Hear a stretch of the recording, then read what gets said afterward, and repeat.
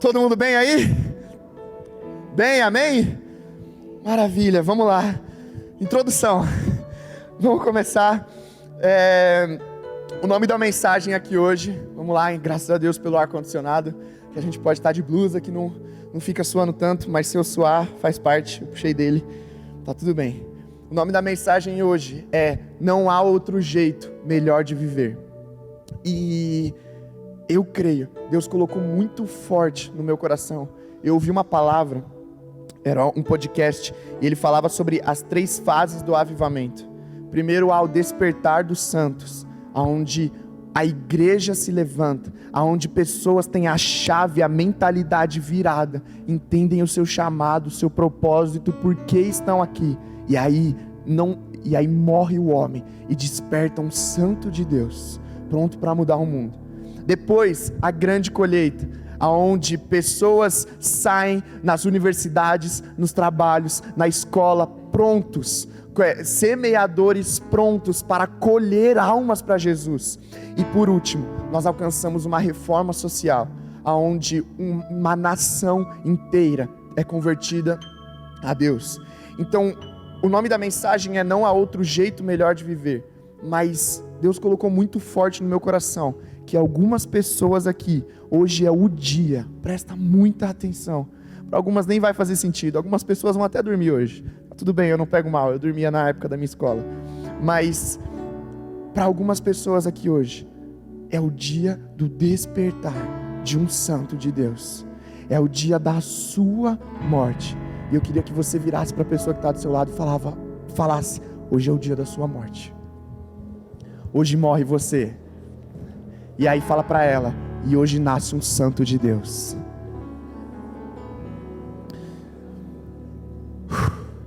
Vamos lá, essa mensagem aqui vai ser um pouquinho diferente. David pode continuar aí, não precisa sair não, eu ia falar para você sair, pode continuar. Essa mensagem vai ser um pouquinho diferente e eu queria que você não perdesse o foco, porque talvez Deus esteja querendo te despertar para uma grande colheita e futuramente uma reforma social na nossa nação. Então, para começar aqui hoje, Jesus está te convidando hoje a mudar o seu estilo de vida, a viver mais do que uma mentalidade pensando simplesmente, não posso pecar. Sabe, o nome da mensagem é Não há outro jeito melhor de viver, e muitas vezes a gente tem vivido simplesmente pensando em não pecar. Muitas vezes a gente tem chegado no final da nossa semana e, ufa, não briguei com a minha esposa, ufa, não fumei maconha na minha escola, ufa, não beijei uma menina, ufa, não traí a minha esposa, ufa, meus filhos fizeram todas as lições de casa. Isso aí é difícil, mas às vezes consegue. Meu pai levantou a mão e fez amém, já passou por essa. Mas a gente tem pensado tanto em chegar no final da nossa semana e simplesmente, ufa, não pequei. Será que é só isso que Deus espera da gente? Será que é só uma vida onde a gente vai chegar e falar, ufa, não pequei? Ou uma vida onde um estilo de vida, calma aí, não vou dar um spoiler para vocês, isso vai desenvolver no final da mensagem, mas eu queria que vocês ficassem refletindo, será que Deus espera de mim só não pecar? Ou Deus espera que eu faça alguma coisa em relação a esse mundo, que eu faça alguma coisa aqui na terra, além do que não vou pecar? Essa mensagem, ela é um apelo para uma vida de deitada, jogada, estirada nos braços do Pai. Tem uma frase que eu ouvi, que é assim, é um autor desconhecido, eu não sei, normalmente essas frases eles jogam para Einstein, né? Qualquer frase que não conhecem e é bonita, eles falam, Einstein falou, mas não foi Einstein. Ele disse assim, não vou para a vigília porque estou cansado. Quem disse isso nunca aprendeu que oração é um lugar de descanso. Então, talvez você já tenha se pego dizendo aquela frase, eu não vou para a igreja hoje porque eu estou cansado, eu não vou orar, eu não vou ter o meu tempo com Deus hoje porque eu estou muito cansado, nossa, o meu dia foi maçante, amanhã eu tenho um monte de coisa para fazer, amanhã eu tenho tanta coisa, hoje eu estou tão cansado. Deixa eu te falar uma coisa, eu não vou ser politicamente correto aqui, tá? Eu vou falar tudo que tem ali com temor para não falar mais do que o que eu acho que está na minha cabeça. Eu vou conseguir, em nome de Jesus. Mas, se você fala essa frase, você ainda não entendeu o que é orar. Você não entendeu ainda. Se você está cansado para orar, chega no final do seu dia, você deixou o seu tempo, e você fala, estou cansado demais para orar. Você não entendeu o que é oração. Porque a oração, ela é um lugar de descanso. A oração é onde a nossa ansiedade é transformada em paz. Em 1 Pedro 5,7 diz: lancem sobre ele toda a sua ansiedade, pois ele tem cuidado de vocês. A oração é onde nós chegamos com as nossas incertezas, com as nossas inseguranças, e nós entregamos a Deus. A oração é o lugar de onde tem tanta incerteza, eu não sei o que vai acontecer amanhã, eu não sei como que vai ser o meu dia, como que vai ser a minha semana, mas eu entendo que quando eu lanço toda a minha ansiedade, Deus cuida de mim. Em Mateus diz: portanto não se preocupem dizendo o que vamos comer ou o que vamos beber, pois os pagãos é que correm atrás dessas coisas, mas o Pai Celestial sabe que vocês precisam delas. Pois busquem então, primeiro lugar, o reino de Deus e a sua justiça, e todas essas coisas serão acrescentadas a vocês. Então não se preocupem com o amanhã, pois o amanhã trará as suas próprias preocupações, basta a cada dia o seu mal. Então, a sua ansiedade, eu queria falar para as pessoas que têm problema, presta atenção em cada detalhe disso. Pessoas que têm problema com ansiedade, pessoas que têm problema pensando muito o que vai acontecer amanhã. Eu agradeço a Deus, eu sei que isso é algo sério, eu nunca tive uma crise de ansiedade, mas eu vivo com uma mente ansiosa pensando no amanhã, o tempo inteiro pensando em como vai ser, futurista, e olhe para frente, para frente, para frente, para frente, e isso às vezes me deixa preocupado.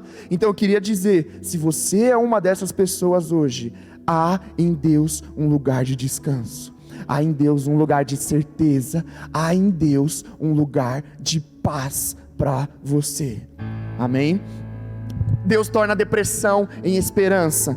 Em Apocalipse 21 diz: Deus, Ele enxugará nos seus olhos toda lágrima, não haverá mais morte, nem tristeza, nem choro, nem dor, pois a antiga ordem já passou. Então, se você é alguém que tem problemas com o passado, se você é alguém que tem problemas com tristeza, alguém que é diagnosticado, eu aprendi isso, eu achava antes que depressão era só um estado de tristeza, tipo assim, eu tô triste e tô em depressão. Mas existem pessoas, isso é muito sério, existem pessoas que são diagnosticadas com depressão, que o corpo não consegue produzir isso, e eu digo para vocês, não há um médico mais experiente que aquele que é chamado de médico dos médicos.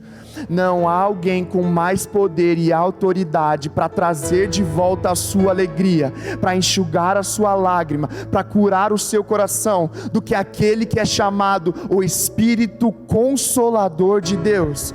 Então, se você é alguém que sofre com depressão, se você é alguém que teve traumas na sua vida, se você é alguém que se encontra, isso vai fazer sentido para poucas pessoas aqui, mas se você é essa pessoa que se encontra muitas vezes no seu quarto chorando, muitas vezes triste, abalado com as situações do seu dia a dia, encontre, Deus te chama, Jesus está clamando, gritando: em mim você vai achar descanso. Eu estou pronto para enxugar toda a lágrima, para curar toda a dor, porque haverá um dia onde não haverá mais morte, não haverá tristeza, não haverá mais dor, e esse é o dia que o Senhor tem preparado para aqueles que o amam.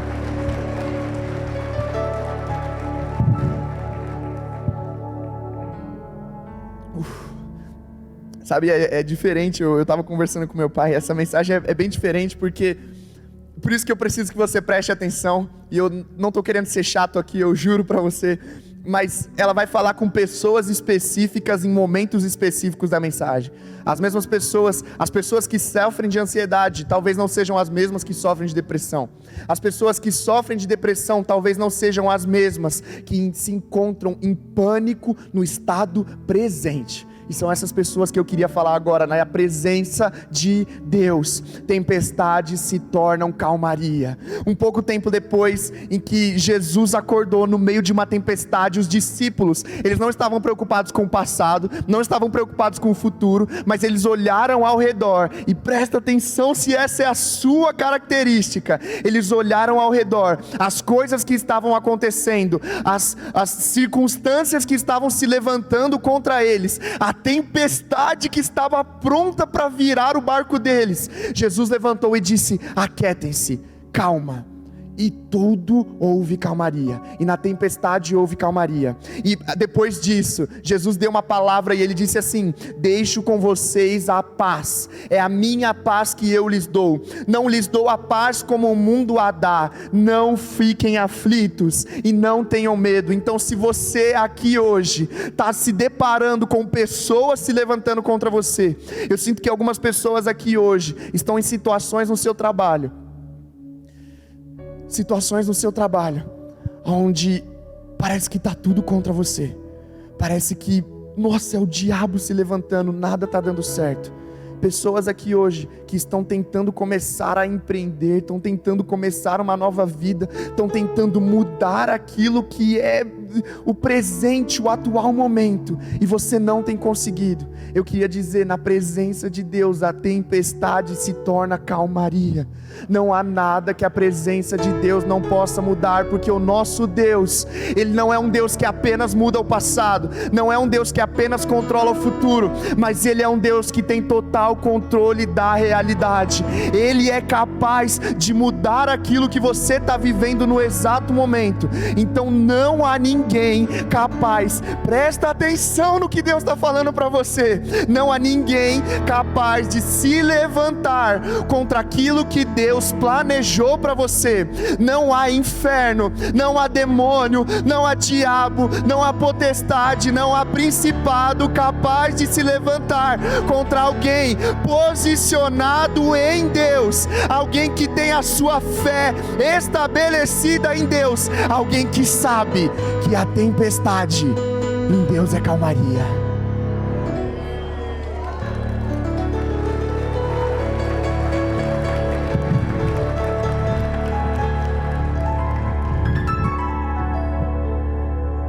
Deixa eu falar um negócio para vocês. Não há outro jeito melhor de se viver. Pregando o Evangelho é uma alegria, é um prazer. Eu queria contar uma história, e agora que eu já passei por pessoas específicas, eu vou contar algumas histórias. Pregar o Evangelho, viver o reino de Deus é radical. É uma adrenalina, é muito louco, é muito doido você fazer aquilo que está na palavra. Talvez você se encontre aqui hoje e fala: meu, todo mundo fala de pregar o Evangelho, de viver pelo reino, de combater o bom combate. Eu não sei o que fazer. Meu, começa a ler a Bíblia e começa a viver aquilo que Jesus colocou para nós vivermos. Tem uma história de um cara que ele estava passando por um drive-thru. E aí, um drive-thru ali do Mac, fazendo propaganda de graça, passando um drive-thru ali do Mac, e aí o Espírito Santo incomodou ele e falou assim: mano, paga o lanche, o pedido da pessoa que está atrás de você. E aí ele virou e falou: meu Deus, afasta-te de mim, diabo, não é a voz de Deus, eu não estou em condições, não está dando, 13º está demorando para chegar, isso é o diabo. E o Espírito Santo: meu, paga a pessoa que está atrás de você. Ele: tá bom, Deus, vamos lá, vamos confiar, vou contar as moedinhas aqui, eu estava contando pro meu lanche, vou ter que contar a moedinha para da outra pessoa. E aí beleza, ele chegou na cabine e passou, passou na cabine ali e falou: oi, tudo bem? Eu queria pagar o lanche da pessoa que está atrás de mim. Ah, que legal. Aí a moça: ah, que legal, é a sua esposa, você vai fazer uma surpresa? Não, moça, nem sei porque eu estou fazendo isso, mas eu quero pagar o lanche da pessoa, eu estou obedecendo a voz de Deus. A moça olhou para ele: esquisito. Tudo bem, então tá bom, vamos lá. E aí ele pagou o lanche da pessoa que estava atrás dele, e ele foi para a fileira da frente, pegou o lanche dele e simplesmente saiu. Na hora que ele saiu, essa história não tem um final tipo assim: uau, a pessoa entregou a vida para Jesus, uau, a pessoa, nossa, e tudo mais. Mas ele ouviu o Espírito Santo. Ele pagou o lanche da pessoa, e ele conta que na hora que ele saiu, tinha uma adrenalina tão grande dentro do coração dele, dizendo assim: caraca, eu acabei de pagar o lanche de uma pessoa, talvez essa pessoa esteja com necessidade, talvez essa pessoa esteja com alguma dificuldade. E adendo, eu esqueci de falar, ele pagou o lanche da pessoa e disse: Jesus pagou, eu paguei o lanche para você, Jesus pagou a conta dos seus pecados, só isso, acabou. O cara pode ter mudado a história de uma família inteira simplesmente porque ele pagou um lanche do Mac. E ele saiu naquela adrenalina, naquela empolgação de: meu Deus do céu, eu paguei um lanche, eu não tinha dinheiro para pagar o meu e agora eu consegui para pagar o de outra pessoa. Eu acabei de pregar o Evangelho. Vambora, qual que é a próxima? Então pregar o evangelho é uma loucura, é uma adrenalina, é uma ação que a gente precisa disso. Nós fomos feitos para isso, nós fomos feitos para propagar o evangelho, seja do jeito mais doido, mais criativo que você conseguir. Você não precisa para pregar o evangelho. Eu tenho o meu primo aqui, o Tiago, e o Tiago é louco. Deixa eu falar um negócio pra vocês, o Tiago é louco, ele é maluco. E aí, ele me chama às vezes, ele fala, mano, olha o que ele me chamou.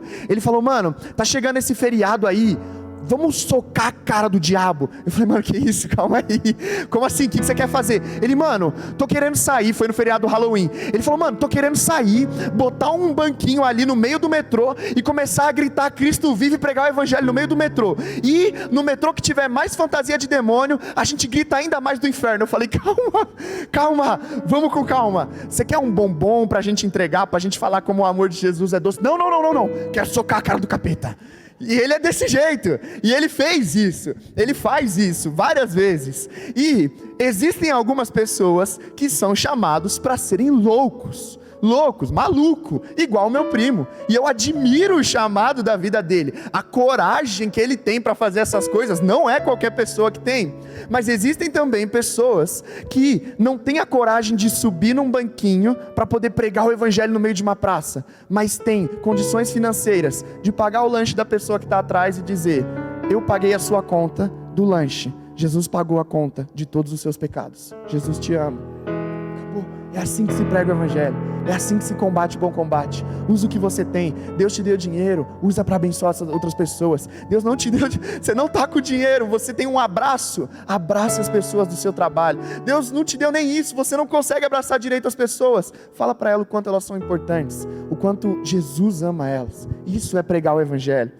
Sabe, em Isaías 52 diz o seguinte, como são belos nos montes os pés daqueles que anunciam boas novas, que proclamam a paz, que trazem boas notícias, o que proclamam salvação, que dizem a Sião, o seu Deus reina. Então deixa eu te dizer uma coisa, quando você se levanta para pregar o evangelho, Deus diz para você, como são belos os seus pés, como são lindos os caminhos que você segue, como são honráveis as suas atitudes de se levantar em meio a uma geração que não tem coragem e pregar o evangelho. A adoração não deve ser simplesmente um momento dentro da igreja, mas a adoração é um estilo de vida. Deixa eu contar para vocês uma outra história. Vamos lá, eu vou contar histórias rapidinho para tentar colocar vocês dentro da mensagem. Então aqueles que têm dificuldade para se concentrar, pode até fechar o olho para tentar imaginar isso. Tem um amigo meu que ele também é um evangelista maluco, e ele estava nessa de, eu preciso orar pelas pessoas, eu preciso pregar o evangelho, eu preciso fazer alguma coisa, Deus está me incomodando, eu preciso fazer alguma coisa. E aí, na saída do carro, ele, coincidentemente, nem tinha pensado nisso, ele estava saindo do McDonald's, e aí ele viu no estacionamento um carro e duas pessoas brigando dentro. Assim, ele viu de costas, ele viu duas pessoas brigando dentro. Ele olhou e falou, briga de marido e mulher, ninguém mete a colher, tchau. E aí ele foi saindo, e aí o Espírito Santo falou, peraí, você não estava disposto a tomar riscos? A aceitar missões que parecem impossíveis? Você não aceitou ser desafiado? Vai lá e prega para eles. O cara falou, você é louco, Deus. Não, vai lá. E aí o cara foi, chegou no carro, na hora que ele bateu assim na janela do vidro, o cara abaixou a janela e ele não tinha conseguido ver quem era o cara que estava brigando. Ele só conseguiu ver a mulher. Quando o cara virou assim, pensa num careca grande, Adilson, careca, grande, tatuado, enorme, assim, virou pra ele não falou tipo assim, que foi, mano? Ele falou, o que você quer? Mano, na hora o cara tremeu na base, ele falou, meu Deus, é o diabo encarnado aqui na minha frente, eu não consigo falar, o cara travou completamente. E aí, ele virou e travado assim, você tá com o ar-condicionado ligado? E aí o cara virou tipo assim, mano, o que você tá falando? Por que você perguntou do ar-condicionado? O cara em choque, ele entrou em choque. Ele, mano, você tá com o ar-condicionado ligado? Aí, mano, o que você tá... Não, eu não sei. Aí ele, não, mas tudo bem, eu usei isso de quebra-gelo, deixa eu te falar um negócio. E ele começou. E aí ele, louco, imagina como essa história vai acontecer, né? O cara vai sair do carro com 67 centímetros de braço que o cara tem, dá uma chave de braço, acabou, morreu. E ele começou a pregar. E falar, mano, eu queria dizer que Jesus ama você, sabe? Deixa eu te falar um negócio, eu não queria estar aqui. Depois que eu abri o vidro e vi você, eu queria menos ainda estar aqui. Mas Jesus me incomodou para falar uma coisa para você. Eu queria falar que Jesus te ama. Eu queria falar que Jesus pagou o preço por você. E eu queria falar que a sua vida importa. Isso é o que está no meu coração. A sua vida importa. Eu não sei o que estava acontecendo, qual foi a discussão de vocês, mas eu só queria dizer o seguinte: a sua vida importa e pessoas se importam com a sua vida. Só isso. E na hora, o cara do tamonte, 2 metros, começou a escorrer uma lágrima assim. Aí na hora o amigo, boa, consegui. Uma lágrima é um bom sinal. E aí o cara começou a chorar, abriu a boca a chorar, gigante. A mulher também. E aí a mulher virou e falou: seguinte, a gente estava aqui discutindo porque a gente não acha mais a nossa vida importante. E a nossa discussão de aqui era com quem vai ficar a nossa filha. O que você acabou de falar, que a nossa vida é importante para Jesus e que pessoas consideram a nossa vida importante. A gente estava indo daqui para cometer suicídio junto. Mas por conta daquilo que você falou, a gente estava discutindo só onde a gente ia deixar a nossa filha, mas a gente estava saindo daqui para ir se matar. Mas tem alguém que se importa comigo. Se esse Jesus que existe, que você falou, realmente existe, eu quero conhecer, porque ele se importa comigo e eu não vou mais me matar hoje.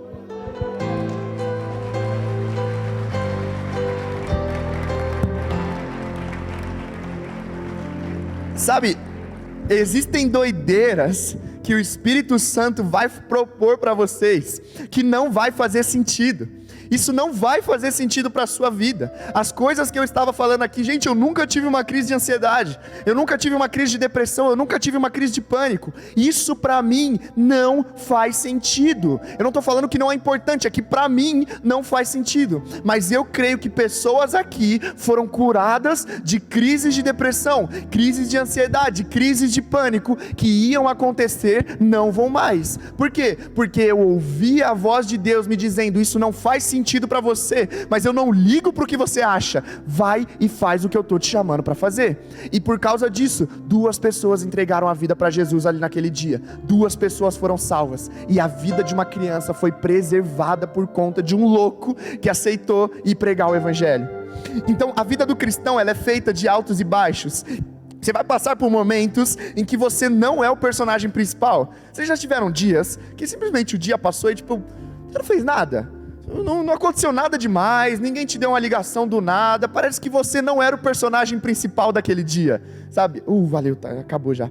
Você não era o personagem principal, só que os dias que você não tem nada extraordinário para fazer, você tem uma vida extraordinária para viver. Deixa eu repetir isso. Dias que nada extraordinariamente grande acontece com você, uma vida extraordinariamente entregue a Jesus, a ser vivida. Então, esses dias contam.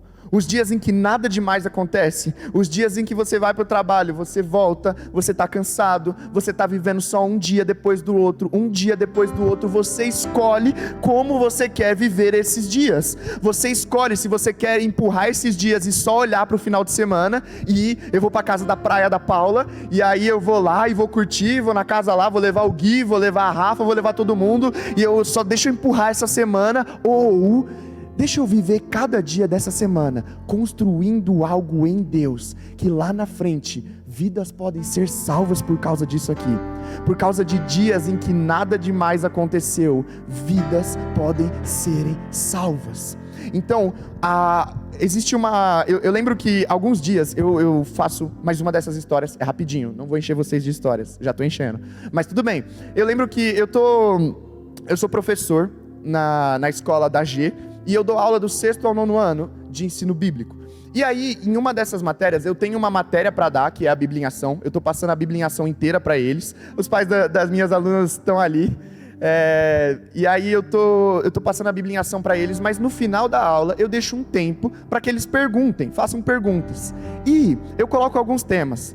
E aí, a criança é doida, né? Começou com temas tipo assim, outras religiões. Eu falei, não, gente, não posso falar disso aqui não. E aí, beleza, aí a segunda sala. Professor, a gente quer ouvir sobre mundo espiritual. Eu falei, tá bom, vocês têm 11 anos, mas tudo bem. Aí a outra sala, uma menininha de 10 anos. Professor, eu queria saber o que são anjos e demônios e como eles agem aqui no mundo hoje. Falei, tá, calma, você não quer saber da Arca de Noé? Não, deixa eu te contar a história de Jonas. E aí, algumas crianças são meio doidas, assim. E aí eu coloquei um tema, um desses dias eu coloquei o tema sobre ansiedade e depressão. E um dia que parecia nada, indiferente. Um dia indiferente. Uma dessas meninas, na sala de aula, eu lembro do sétimo ano. Talvez alguns aqui tenham filhos no 7º ano. Ela começou a me contar, o tema era ansiedade e depressão. E ela começou a me contar que ela passou por uma crise de depressão e não conseguia sair disso por conta de alguns fatores que aconteceram na vida dela. E aí depois ela me contou tudo, eu comecei a falar para ela, comecei a falar de Deus, de descanso em Deus. E ela falou, professor, isso foi na verdade o ano passado. Esse ano, quase que o ano inteiro, eu sofri com crises de ansiedade, 11 anos. Sofri com crises de ansiedade, eu não conseguia dormir à noite, eu não conseguia ficar em paz. Depois que você começou a dar as aulas, depois que você começou a falar de Deus, de como é uma vida com Jesus, isso tem melhorado. Mas no momento, eu sinto que crises de pânico estão começando a chegar perto assim, e eu tô com muito medo.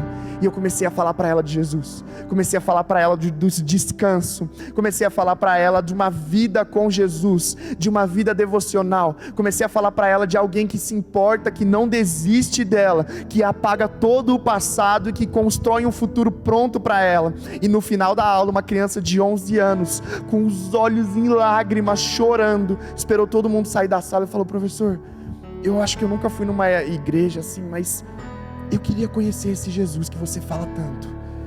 Meus pais me colocaram numa escola de ensino bíblico, que tenha essa matéria, porque eles acreditam que esse é o caminho certo, mas eu nunca tive esse relacionamento que você fala. Quem é Jesus? Acabou. Se eu tivesse dado aula o ano inteiro, todos os dias, das 6 da manhã ao meio-dia, todos os dias, por causa dessa criança, teria valido a pena.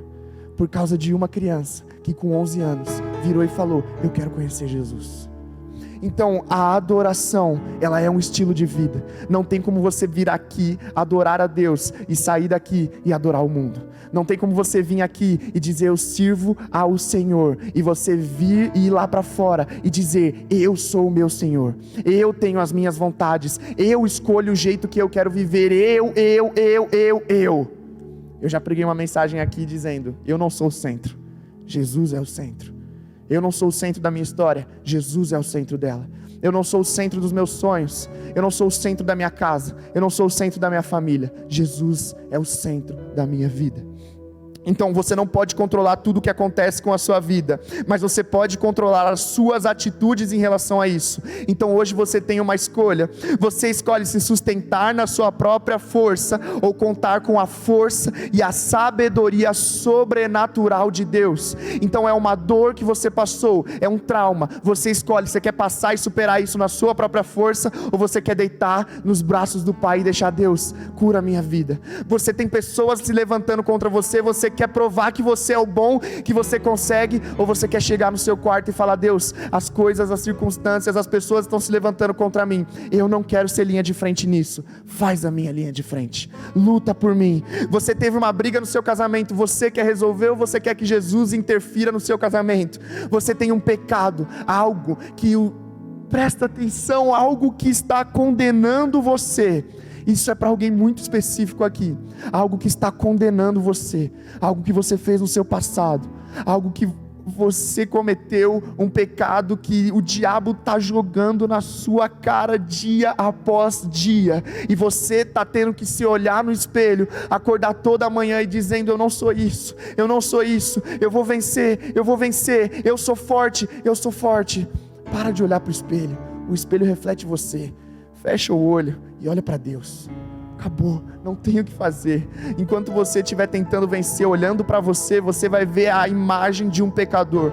Mas quando você fechar os seus olhos e olhar para os céus, você vai ver a imagem daquele que pagou o preço por todos os seus pecados. Você vai ver a imagem daquele que já te deu o direito de salvação. Então, se tem alguém aqui hoje nessa circunstância, deixa eu te falar, Jesus já pagou o preço pelo seu pecado. Você não é mais condenado. Você não é o seu pecado. Aquilo aconteceu, aquilo passou. Deus tem uma nova história, um novo jeito de viver. Não há uma outra maneira melhor de viver sem ser no centro da presença de Deus. Então vamos lá, caminhando aqui, pré-final. Quanto tempo eu tenho? Ah, legal. Ele fez assim com a mão. Vamos lá, então caminhando aqui para o pré-final, em Deuteronômio 4:9, diz assim: portanto tenham cuidado e sejam fiéis, para que nunca esqueçam as coisas que viram e contem aos seus filhos e netos. Deixa eu te falar uma coisa, mais uma outra história. Eu sempre tento me lembrar, às vezes que eu me sinto solto, às vezes que eu me sinto longe de Deus, às vezes que eu sinto que Deus não está agindo na minha vida, que Ele não está perto de mim, que Ele não está fazendo grandes coisas. O povo israelita também passou por isso, os profetas também passaram por isso, grandes reis de Deus, que o cara era rei, passou por momentos em que ele olhava e falava: Deus não está comigo, Deus não age mais. E a Bíblia diz, em Deuteronômio diz, nunca se esqueçam as coisas que vocês viram. E eu não consigo me esquecer de coisas tão grandiosas que Deus já fez, eu vi fazendo na minha vida e está fazendo aqui hoje. São, testemunhos muito rápidos que eu venho aqui contar para vocês. Eu lembro que uma vez a gente estava orando em um momento, em um dia de oração, uma conferência, e um amigo nosso, ele estava com um amigo meu, acho que Felipe o nome dele, estava com um amigo internado no hospital, e aí ele não sabia o que ia acontecer, o amigo lá, e ele estava tão, pronto para morrer. E aí, gente, vamos lá, levantem oração e orem por ele, 2h da tarde isso, 4h da tarde, a gente orando, e aí, de repente, o menino morreu, 4h da tarde, e aí todo mundo já começou a, poxa, tá tudo bem, relaxa, vai ficar tudo bem, começou a mandar mensagem para ele: mano, tudo bem, vai ficar tudo bem, Deus está no controle de todas as coisas. 2h depois, 6h da tarde, ele mandou a seguinte mensagem no grupo lá que a gente tinha de college. Ele mandou: gente, muito obrigado pelas orações, obrigado pelas palavras bonitas, mas eu acredito na ressurreição do meu amigo. 6h da tarde, 6h02, ele liga pra gente e fala: pessoal, acabei de receber uma ligação do hospital, meu amigo foi ressuscitado e ele vai receber alta daqui 5 minutos. Ele está indo para casa encontrar com a família dele. Uma atitude maluca de fé. Uma atitude maluca, aqueles 5 segundos que você vira e fala: eu tenho fé. E Deus abraça isso e fala: então eu vou fazer. Acabou. Aqui na nossa igreja, isso aconteceu em outra igreja, mas para vocês verem as coisas que Deus está fazendo aqui na nossa igreja, a Julinha está aí? Não? A Julinha está aí, ela sabe. A gente estava em um momento de oração lá, e ela viu a minha perna tremendo, e ela virou e falou: Davi, deixa eu te falar um negócio, Deus está me incomodando, dizendo que essa sua perna tremendo, alguma pessoa vai aparecer com uma perna quebrada, uma perna direita. Eu falei: poxa, abre mais as expectativas aí, pelo menos fala as 2 pernas, o braço, algum membro quebrado. Não. A perna direita. Eu falei: eita, como é específico. Mas tudo bem, vamos lá. E aí ela falou: alguém com a perna direita quebrada vai aparecer e você vai orar e essa pessoa vai ser curada. E foi embora. Ela fez isso, falou na minha cara isso e foi embora. Aí eu falei: tá bom, então beleza. E aí bastante tempo depois, a gente estava tendo um esquenta aqui, e 6h, louvor e adoração e tudo mais. De repente eu vejo a Lara. A Lara tá aí? Não, né? Poxa vida. Tá lá em cima. Sei lá, não tá aqui. A Lara, uma amiga nossa, ela estava deitada, encostada na parede e sentada, todo mundo lá pulando e tudo mais, ela estava sentada. E aí eu vi o Nick abraçado com ela e orando por ela, e eu olhei: o que é isso? De repente brotou do chão, quem conhece, brota do chão. Ela brotou do chão, a Julinha olhou pra mim e falou: Davi, a Lara tá com a perna direita quebrada, ela teve alguma não sei se era quebrada, torcida, era quebrada, ou Julinha? Estava luxada, ela teve uma luxação na perna direita, e ela tá lá: vai lá Davi, vai lá, é aquilo. Aí eu falei: eita Gil, calma, não, vai lá, e ela me empurrou, e aí eu cheguei nela, eu olhei e a perna dela estava com uma tala, e aí eu lembrei: eu já vi pino sumindo, eu já vi câncer desaparecendo, eu já vi cisto murchando, eu já vi gente ressuscitando. O que é uma perna para Deus? Com medo, com insegurança, Não vou falar, não vou me pagar aqui de, uau, eu me senti o curandeiro, o apóstolo. Não, eu tava com muito medo, muita insegurança. E eu até falei pra ela, não, Ju, para, esquece isso, não vai ser curado não, para. Ela vai fazer fisioterapia, tá tudo bem. E aí ela falou, não, vai lá. E aí eu fui, coloquei a mão na perna dela, orei. 5 minutos depois, ela estava lá na frente, com a tala em cima da mão, e falando assim, gente, eu luxei a minha perna dançando, e agora eu tô aqui fazendo a coisa que eu mais amo, a minha perna foi totalmente curada, aqui tá a tala, e hoje eu posso dançar para Deus, porque eu fui curada.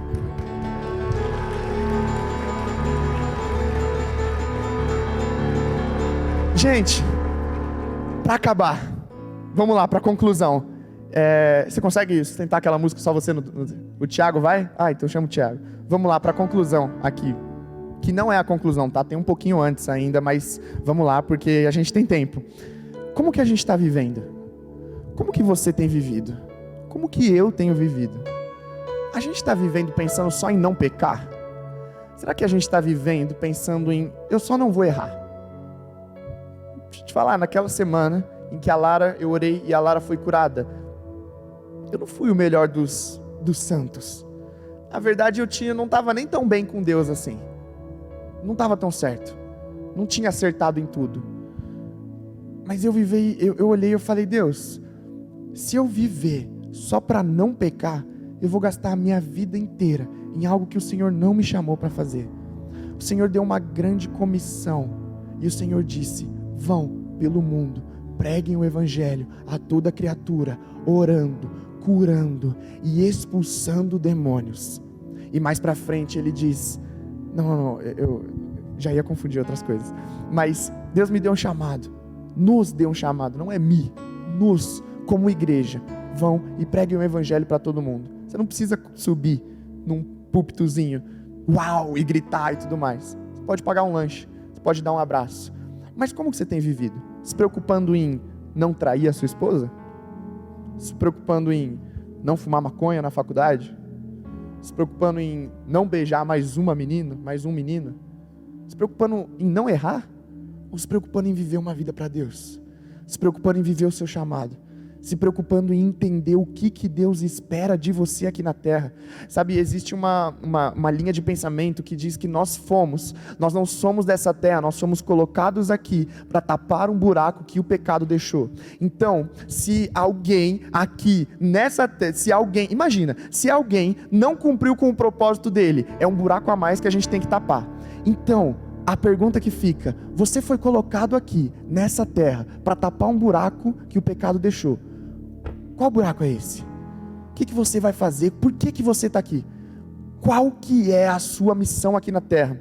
E, sabe, uma última história. É a última, eu prometo. A última história, eu não sei se meu pai contou aqui. Meu pai já contou da história da música Estou Seguindo a Jesus Cristo? Aqui? Já contou? Quem aqui não conhece a história da música Estou Seguindo a Jesus Cristo? Então eu vou contar. Tô nem aí. Vamos lá. Qual que é a história da música Estou Seguindo a Jesus Cristo? E se eu estiver errado, você me corrige depois. A história da música, um casal, uma família, foi numa aldeia indígena. E isso já é o final, gente. Presta muita atenção. Uma família foi pregar o evangelho numa aldeia indígena. E aí a aldeia de repente foi invadida, outras pessoas, uma outra nação indígena ali atacou aquela vila e eles cercaram e mataram todas as pessoas, deixaram só a família de missionários. Colocaram os 3 enfileirados, pai, mãe, filho ou filhos? Filhos enfileirados. Presta atenção, não se desconcentra agora. Colocaram o pai e a mãe e os filhos enfileirados assim. E aí eles falaram, nega Jesus. E ele falou, não, nega Jesus, senão eu vou matar o seu filho. E aí ele começou a cantar, estou seguindo a Jesus Cristo, desse caminho eu não desisto. Ponto, segura aí.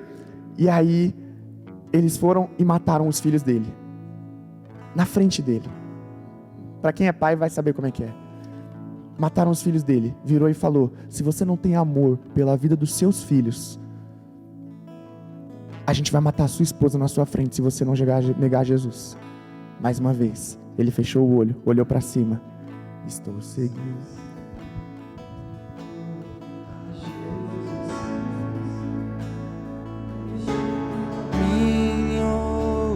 Eu não desisto. Segura. E aí, vamos lá. Meu pai fez isso, eu aprendi com ele. Então,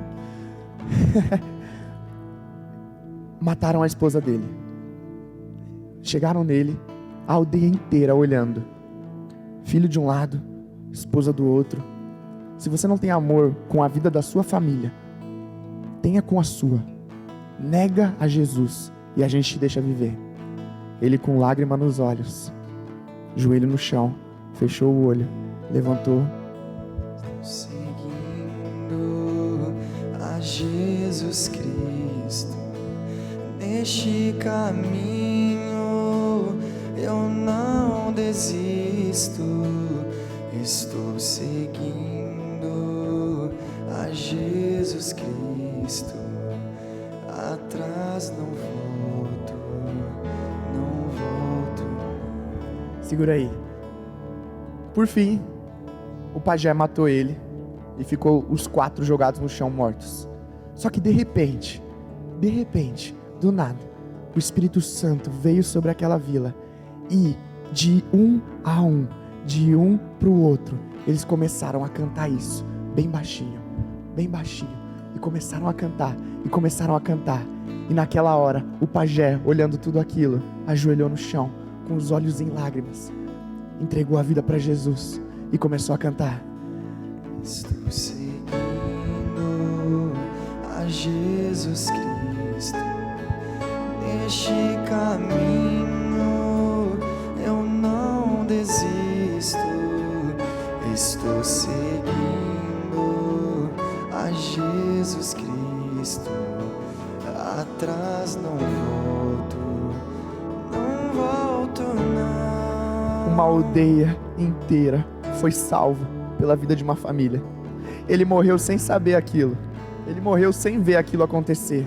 Mas chegando no céu, Deus mostrou, falou: olha, o seu sacrifício acabou de mudar a vida de centenas de pessoas. Você mudou a história de centenas de pessoas, porque você estava disposto a morrer por mim. Deixa eu te falar uma coisa, você tem coragem de morrer por Jesus? Jesus teve de morrer por você. Ele morreu primeiro, antes de você dizer sim ou não. Ele morreu por você. Ele entregou a vida.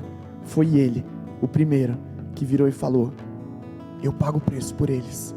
Eu aceito o fardo de me distanciar de Deus, de carregar todos os pecados que eles já fizeram, que um dia vão fazer, porque eu não aceito viver longe de você. Então, sabe, pra gente encerrar aqui, e aí aquela música, eu queria que você fechasse os seus olhos, e eu queria falar uma última coisa aqui. Martin Luther King tem uma frase que diz: se você ainda não achou uma causa pela qual vale a pena morrer, você ainda não achou uma razão de viver. Pelo que você morreria? Você morreria pela sua família? Viva por ela. Você morreria pelo seu chamado? Viva pelo seu chamado. Você morreria por Jesus? Viva por Jesus. Você é corajoso o suficiente para dizer: eu morreria por Jesus? Você é corajoso o suficiente para, na frente a frente, com pessoas dizendo negue, você falar: eu não nego, eu morro? Beleza. Se você disse sim,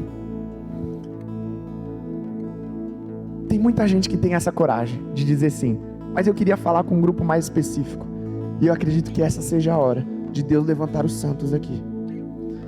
Fecha os seus olhos, ninguém vai ver você fazendo isso. Você tem coragem de morrer por Jesus, certo? Mas para os corajosos, você tem coragem de viver por Ele? Morrer é fácil. Morrer, apontou a arma, atirou, acabou. Fui pro céu, já era. Mas você tem coragem de gastar a sua vida? Você tem coragem? Presta atenção. Morrer é fácil. Morrer, qualquer pouca coragem faz. Você tem coragem de gastar a sua vida por Jesus? Gastar a sua vida para coroar o nome dele?